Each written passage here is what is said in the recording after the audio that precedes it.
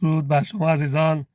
خدای شکر این ایام کریسمس زیبا رو میخوام بهتون تبریک بگم.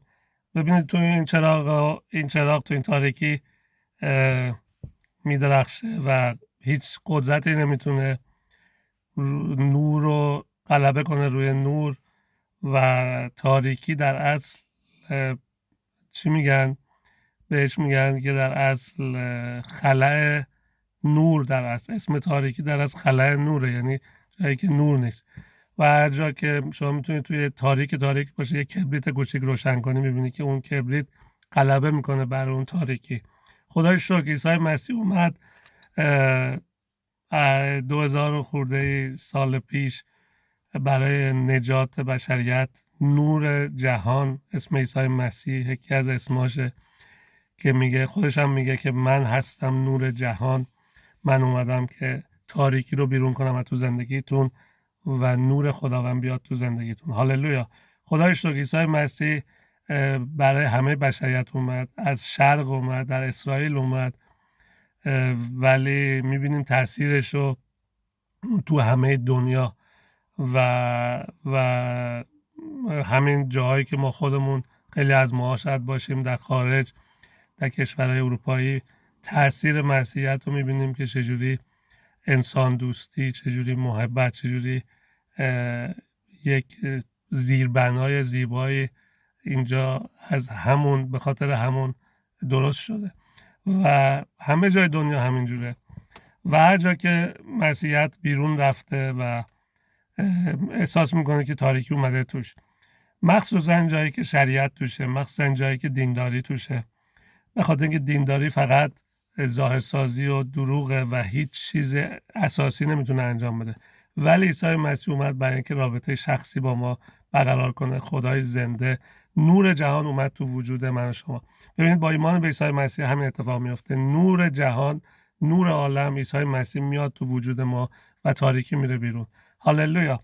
خدای شکر. بعد من زندگی خودم رو نگاه میکنم، میبینم که چقدر وقتی که ایمان آوردم سال 2000 بود، جولای 2000، واقعا میبینم خداوند چجوری تو زندگی من کار کرد، قدم قدم و زندگی منو به جلو برد و تمام کار خود عیسی مسیح هیچ ربطی در اصل نداره به شریعت و دینداری که من مثلا این کارو کردم، من اون کارو کردم. نه، من فقط گفتم عیسی مسیح بیا تو زندگی من زندگیمو میدم به تو، قلبمو میدم به تو. خدای زنده، خدای جلال، خدای عشق، خدای زندگی، خدای نجات. هاللویا. اسم عیسی مسیح اصلا عیسی یعنی یشوع به عبری، یعنی نجات دهنده. خدای شکر. چقدر زیباست که خدای ما نجات دهنده است.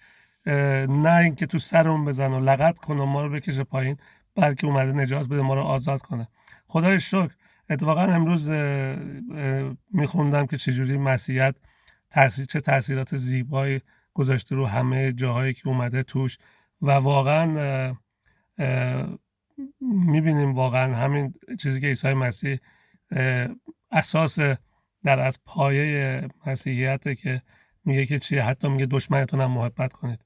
حتی خودش روی صلیب وقتی که به صلیب بود گفتش که خداوند اینا رو ببخش، اینا نمیدونن چی کار میکنن.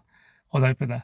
هاللویا. خدای شکر. عیسی مسیح پسر خدای زنده است، خداوند جلال، تمام چیزها به وسیله اون آفریده شده. خداوندی که عاشق ما انسان هاست و میخواد که با ما رابطه شخصی داشته باشه. این پیام کریسمس، عیسی مسیح اومد، شکل ما شد 100%.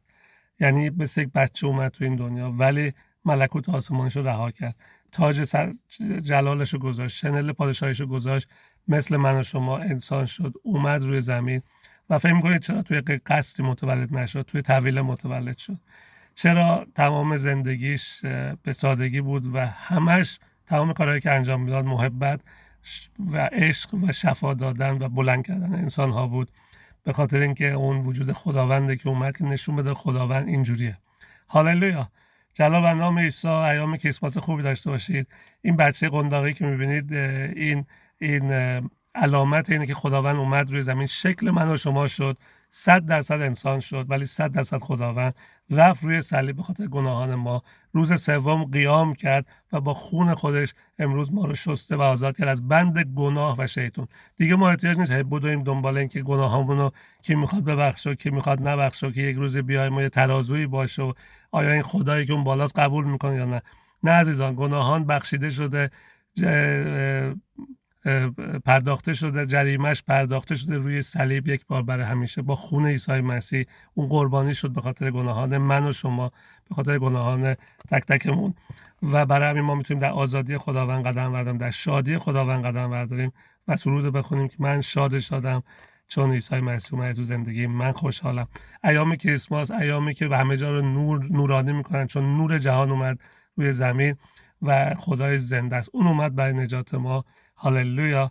و خدای زنده است، خدای جلاله و عاشق من شماست. امروز میتونید دعا رو با هم بکنید، امتحان کنید. شاید با خودت میگیم همه چی رو من امتحان کردم. خب همه چی رو امتحان کردی، اونو امتحان کردی، دینداری ها، شریعت، میبینی جواب نمیده، کار انسانی جواب نمیده، ولی عیسی مسیح جواب میده. میتونی عیسی مسیح امتحان کن، بگو عیسی مسیح بیا تو قلب من زندگیمو میدم به تو سکان زندگی، فرمون زندگی من دستت بگیر و زندگی من تو جلو ببر، همونجور که تو خودت میخوای. خداوندا، عیسی مسیح، تو خدای جلالی، زندگیمو میدم به تو. هاللویا. کریسمس مبارک. ایام خیلی زیبایی داشته باشید در جلال و در نام عیسی مسیح. آمین.